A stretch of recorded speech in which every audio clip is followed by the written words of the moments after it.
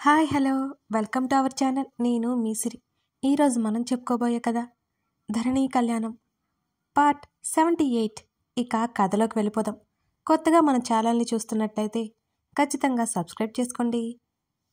రేపు వెళ్దాం అంది ధాత్రి. ఆమె వైపు చూశాడు సూర్య. ఇంకేం మాట్లాడకుండా సరే అన్నాడు. ఒకసారి జానుని కలిసి వెళతాను అంది ధాత్రి. సరే చెప్తాను రమ్మని అన్నాడు సూర్య. తర్వాత దేవ్కి కాల్ చేసి జానుని తీసుకురమ్మని చెప్పాడు సూర్య. కాసేపటి తర్వాత దేవ్ జానుని తీసుకువచ్చాడు. అక్కడ ఆ టైంలో ధాత్రి ఎందుకుందో అర్థం కాలేదు దేవ్కి. ధాత్రి ఏమైంది, ఎందుకలా ఉన్నావు అని అడుగుతూ ఆప్యాయంగా ధాత్రి చేతిని పట్టుకుంది. ఏం లేదు జాను, పదా అంటూ రూంలోకి తీసుకుని వెళ్ళింది ధాత్రి. సూర్య ఏం జరుగుతుందిరా అని అడిగాడు దేవ్. ధాత్రిని తీసుకువచ్చేశాన్రా అని అన్నాడు సూర్య. ఆశ్చర్యంతో సూర్యని చూశాడు దేవ్. సూర్య ఏం మాట్లాడుతున్నావు? అవునరా, ధాత్రిని తీసుకువచ్చేశాను, ఇక నాతోనే అని అన్నాడు సూర్య. సరిగ్గా చెప్తావా? అయినా నీతో ఎందుకుంటుంది? ఒక అమ్మాయిని పెళ్లి కాకుండా తీసుకొస్తే నలుగురు ఏమనుకుంటారు? వెళ్ళి ఇంటి దగ్గర దించేసిరా. అసలు ప్రాబ్లం ఏంటి? ధాత్రి పేరెంట్స్ ఒప్పుకోలేదా? ఒకవేళ ఒప్పుకోకపోతే ఎలాగో అలా అడిగి ఒప్పించాలి, ఇలా తీసుకురాకూడదు అని నచ్చజెప్పే ప్రయత్నం చేశాడు దేవ్. పెళ్లి కాలేదు అని ఎవరు చెప్పారు?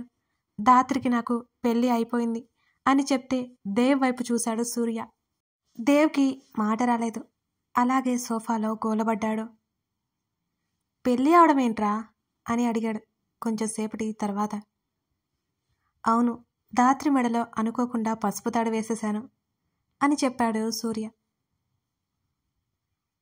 జాను, నేను బాగానే ఉన్నాన్రా, నువ్వు కంగారు పడుకో అని అంది ధాత్రి. బాగున్నట్టు నాకు అనిపించడం లేదా? అయినా నువ్వు హైదరాబాద్ ఎందుకు వెళ్తున్నావు అని అడిగింది జాను. మెడలో నుండి పసుపు తాడు బయటకు తీసింది ధాత్రి. ఆశ్చర్యంతో కళ్ళు పెద్దవి చేసింది జాను. ఆ పసుపు తాడిని చేతిలోకి తీసుకుని ధాత్రి వైపు అయోమయంగా చూసింది జాను.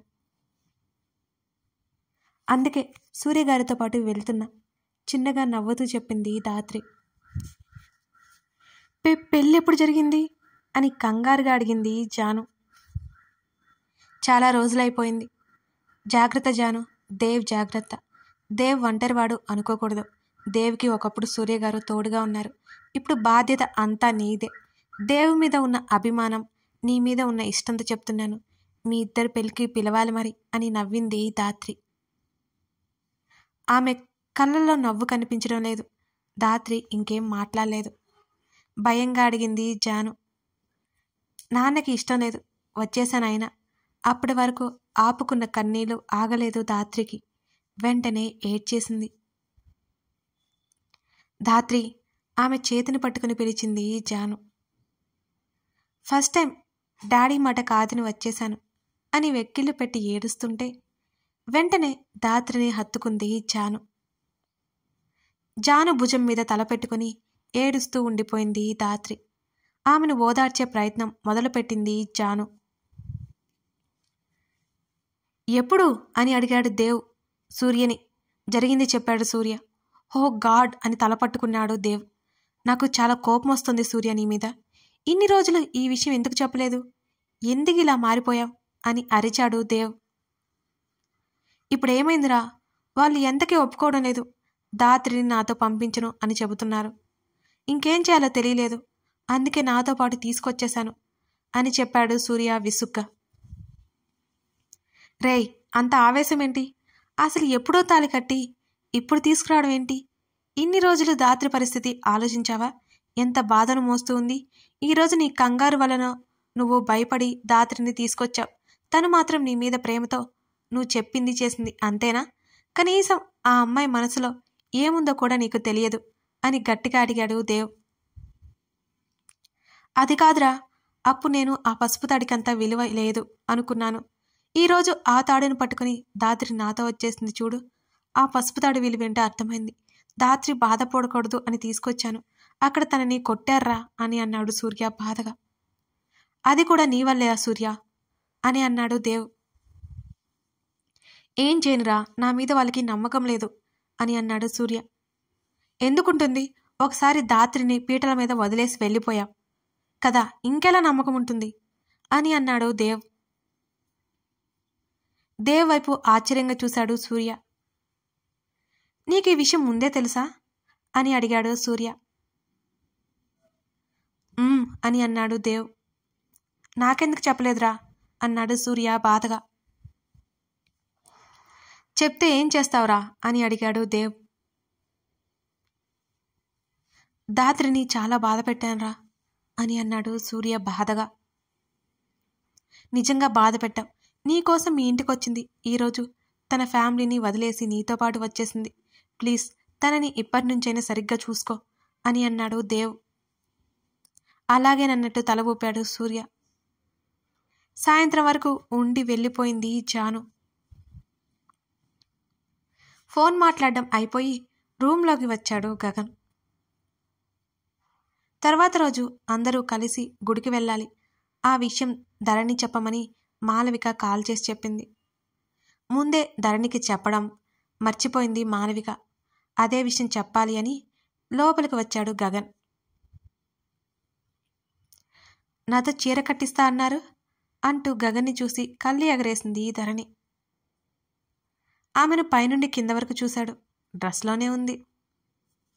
తీసుకోండి. ఆమె చేతిలో ఉన్న జ్యూస్ గ్లాస్ అతని ముందర పెట్టింది ధరణి. ఆమె చేతిలో ఉన్న గ్లాస్ అందుకున్నాడు.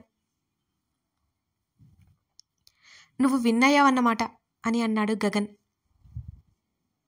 అంతే కదా అని అంది ధరణి. ఒకవేళ ఓడిపోతే అని అడిగాడు గగన్. చెప్పండి ఏం చేయాలి అని ధరణి అడిగింది ఎలాగూ ఓడిపోదు అనే ధైర్యంతో. నువ్వేం పెద్ద శ్రమ పడక్కర్లేదు, నాకు ఒక కిస్ ఇవ్వు చాలు అని అన్నాడు గగన్. ఏంటి? కళ్ళు పెద్దవి చేసింది ధరణి. కిస్ అంటే తెలీదా? వెయిట్ అంటూ ఆమె పెదవులని ముద్దాడాడు. ఆమె నుంచి దూరం జరిగి ఇప్పుడు తెలిసింది కదా అది అన్నాడు గగన్. నాకు తెలియదని చెప్పానా మీకు అని అడిగింది ఉక్రోషంగా ధరణి. ఏంటని అడిగావు కదా, అందుకే ఎలాగో చూపించాను అని చెప్పాడు గగన్ అమాయకంగా ముఖం పెట్టి. గుర్రుగా చూసి మీరు ఓడిపోతే అని అడిగింది ధరణి. నువ్వే చెప్పు నేనేం చేయాలో అని అడిగాడు గగన్. ఆలోచించింది ధరణి. నాకేం గుర్తు రావట్లేదు, మీరే చెప్పండి అని అడిగింది ఆమె. నేను కూడా నీకు కిస్ ఇస్తానులే అని అన్నాడు గగన్. నాకేం వద్దు అంది ధరణి. మరి ఏం చేయాలో నువ్వే చెప్పు అని అడిగాడు గగన్. గగన్ని హత్తుకుంది ధరణి. నాకు నచ్చినప్పుడు అల్లా మీ వెచ్చని కౌగిలిలో ఉంటాను అని అంది ధరణి. గగన్ పెదవులు ఇంకొంచెం సాగాయి. మీకు ఓకేనా అని అడిగింది ఆమె కూడా నవ్వు దాచుకుంటూ. నాకు ఓడిపోవాలనిపిస్తోంది అని అన్నాడు గగన్. అనిపించేదేంటి, అదే జరుగుతుంది చూడండి అని అంది ధరణి. ఆహా సరే, గెలవాలని కూడా అనిపిస్తుంది, ఇది గుర్తుపెట్టుకో. నేను వద్దు అని వరకు కిస్ చేస్తూనే ఉండాలి అని అన్నాడు గగన్. అదెలా కుదురుతుంది? అస్సలు కుదరదు అని అంది ధరణి. ఓడిపోతావు అని భయమా అని అన్నాడు.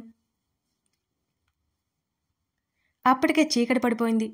ఇక నిద్రపోవడమే. గగన్ ఇంకేమీ చేయలేడని అనుకుని ధైర్యంగా ఉంది ధరణి. అలాగే, మీ చెప్పిన దానికి నేను ఒప్పుకుంటున్నాను అని ధైర్యంగా చెప్పింది ధరణి.